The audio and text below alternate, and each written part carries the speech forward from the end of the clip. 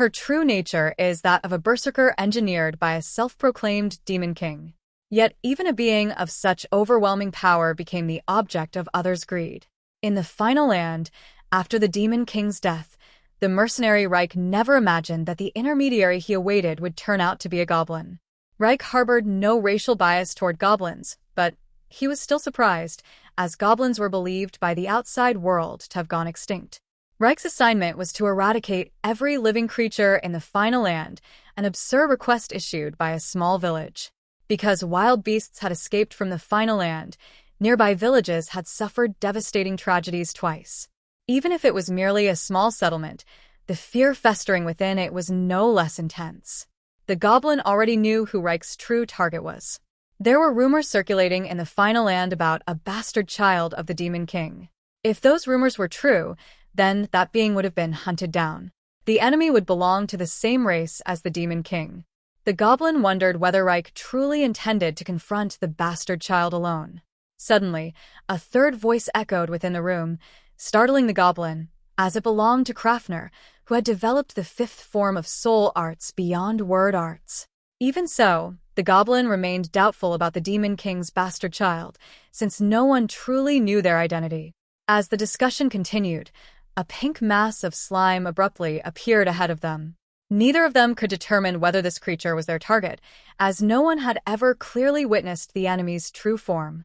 Upon seeing this, Krafner immediately manipulated a worm to devour the slime, but the commotion alerted the surrounding natives. At that moment, a girl appeared and questioned who they were and why they were slaughtering the natives without reason. Reich suspected that she might be the Demon King's bastard child. The girl denied the claim and introduced herself as Tuesday. For years earlier, when the old kingdom collapsed, the second princess had attempted suicide in despair, only to be stopped by Tuesday to reassure the princess that the world was not solely cruel, and that as long as one lived, infinite possibilities remained. She promised a future that could make the princess smile again. Tu quickly realized that Krafner's true form was absent, and that their attacks were incapable of harming her. Reich asked Krafner for a solution, but even the poison Krafner released, which disrupted nerves and breathing, had no effect on Tuesday. Tu urged Reich to stop hiding, warning that if she were forced to release her full power, she would obliterate them entirely. Even so, Tu remained completely unharmed after Krafner remotely controlled a worm to unleash its maximum firepower, reducing half the city to rubble. Realizing he could not defeat her, Reich attempted to reason with her, explaining that the Demon King's army might attack villages and that they were fighting in self-defense. Tu countered by saying that the locals merely wanted someone to save them. Even if they might harm others if left unchecked, they did not deserve extermination. Since both sides were weak, she chose to protect the weaker side, believing that this choice embodied the true virtue of a hero. At that moment, Reich voluntarily laid down his weapons, revealing that the natives he had shot were still alive. They had not intended to wipe out everyone, as the bounty from a single village was insufficient to hire them. Their other client was the Free City, which had tasked them with rescuing survivors from the final land. Thus, leaving no living beings behind was simply the condition required to complete the village's commission. Realizing her misunderstanding, Tu happily tackled Reich. Reich noticed that Krafner had done the same. Those swallowed by the worm were still alive. Curious about her next destination, Reich learned that Tu wished to travel to Oriatia and hoped that he would escort her there. Oriatia, renowned for hosting the Royal Martial Arts Tournament and recognized as the largest human city-state, was Tu's destination because of its liveliness and because there was someone there she wished to meet again. Hiroto, another visitor, finally came face-to-face with Sentinel, who claimed to be the Demon King. Sentinel was aware that Hiroto had supplied Kazuki with weapons.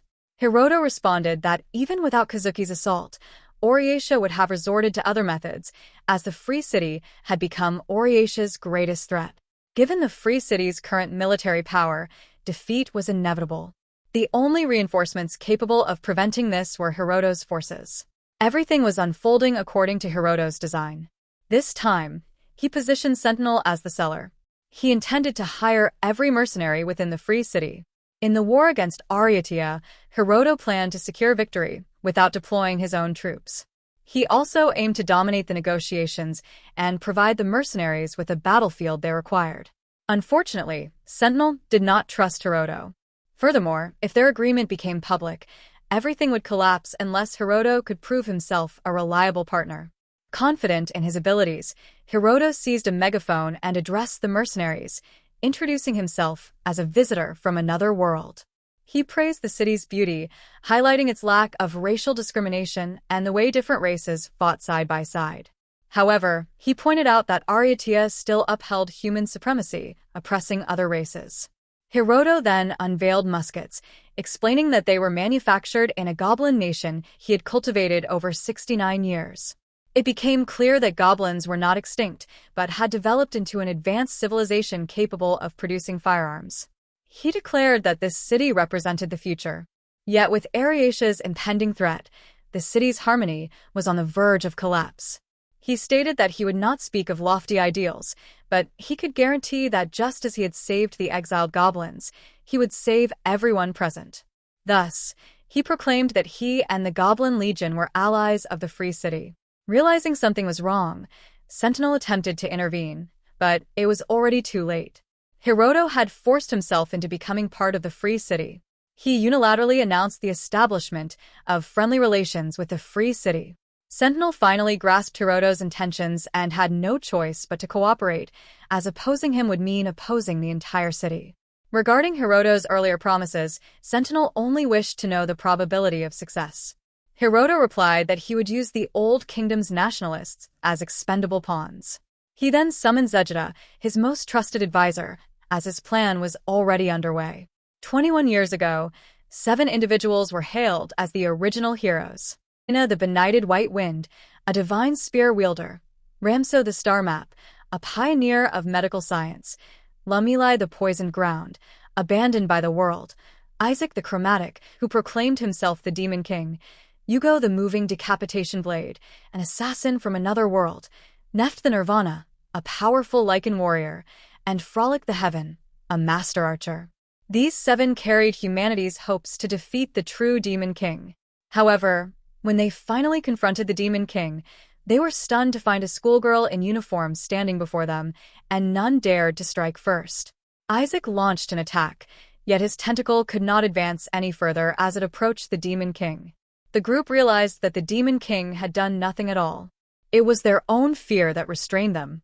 The Demon King handed a pen to Yugo, who, overwhelmed by terror, began to injure himself. The others soon turned on one another. Frolic was slain by Elena, and Ramso killed Lumili. In an instant, the group of 7 was completely destroyed. In the present day, within the Free City governed by Sentinel, Hiroto was the sole individual who knew that the Demon King was a visitor from another world. All who had discovered this truth were silenced by Sentinel, as revealing it would plunge the world into chaos once more. Hiroto did not hesitate to burn that secret to ashes. Meanwhile, Yuno and Sujuru were camping outdoors. Yuno was curious about the world Sujuru originated from, but Sujuru himself was uncertain. He only knew that his original world had been destroyed by someone named Shiki. Elsewhere, the generals of Oriasia convened for an overnight meeting. They were aware that Hiroto had infiltrated the Oriasia martial arts tournament. Not only had he supported a hero candidate, but he had elevated the entire Free City to the status of hero. General 28 believed they should refrain from interference, as the Free City was an enemy of Ariatia, and aligning with the Queen's faction would obstruct the reformists. Although Ariatia would certainly triumph in war, they no longer possessed the financial means to govern the defeated side. Roskli agreed to allow Hiroto to relocate to Ariatia, grant citizenship to the mercenaries, and continue appointing Sentinel as ruler of the Free City. Though it resembled inviting a wolf into one's home, Roskli intended to sever their influence and keep Hiroto within Ariatia as a hostage, since the Free City's war funds originated from Hiroto. As long as both sides restrained each other, the ultimate confrontation would occur at the Royal Martial Arts Tournament. Meanwhile, other hero candidates began arriving in Ariatia, with Kayazuna and Mestalexil arriving first. 2 was introduced to General 7 by Krafner and asked whether she could meet Queen C fight if she won. Elsewhere, Sinop encountered Uhalus and mentioned that they had previously met in the Sand Labyrinth, though Uhalus was indifferent, having no memory of him. Unexpectedly, Sinop brought up Taroa. the demon swordsman rumored to have arrived in Ariatia and believed to have been killed by Uhalus. Uhalus remained unconcerned, stating that if Taroa dared not reveal himself, then he was merely an impostor. Sinop, however, believed Taroa might be overwhelmingly strong and feared the harm to innocents should war erupt. At that moment, Taroa encountered General 22 once again, but a group attempted to steal his demon sword, convinced that Taroa was a fraud. Even with General 22 present, the attackers were undeterred. The battle concluded with the attackers being completely annihilated. Following this, Taroa reconsidered and asked whether participating in the Royal Martial Arts Tournament would grant him Ariatia citizenship. Meanwhile, Kuro was approached once more by Lena of Obsidian Eyes, who wished for Kuro to return to the organization. Upon learning that the leader had died and that Linares now commanded the group, Kuro had no desire to return, nor any intention of siding with Ariatia. Lena mentioned an assassination attempt on Kuro by Ariatia, though Kuro had never seen the assailants before. He confronted Lena to determine whether it had been an internal operation, but Lena denied any knowledge. Consequently, Kuro decided to depart. Having already injected a serum to free himself from Linares' control, Fry regretted failing to eliminate Kuro earlier, fearing that if Kuro reclaimed the Heaven's Eye, he would be able to perceive every move made by the organization. She speculated that Kuro might be coerced into serving Ariatia and believed that controlling him would still be possible by exploiting his weaknesses.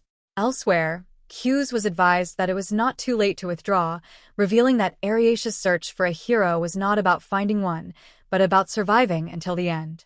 Hughes, however, had no intention of withdrawing and hoped to reunite with his junior at the Royal Martial Arts Tournament. Soon after, Yuno and Ariatia arrived at the giant melee and learned that all exceptionally powerful individuals were gathering there, including Sujuru, whom she had specifically brought to kill during the tournament. Suddenly, a carriage crashed into a roadside tree, knocking it down, but Melee intervened just in time to prevent Yuno from being injured. Kia, who happened to pass by and saw her fruit crushed, offered her own to Yuno, telling her not to worry, as she could handle everything. Shock, having obtained Kazuki's position, planned to leave the free city. Sentinel questioned why he was not heading to the final land if he sought clues about the hero, asking whether fear held him back. Unbeknownst to them, Shock was likely one of the original heroes who had confronted the Demon King. This marked the conclusion of the current anime season, with the third season set to begin the battle for the title of hero.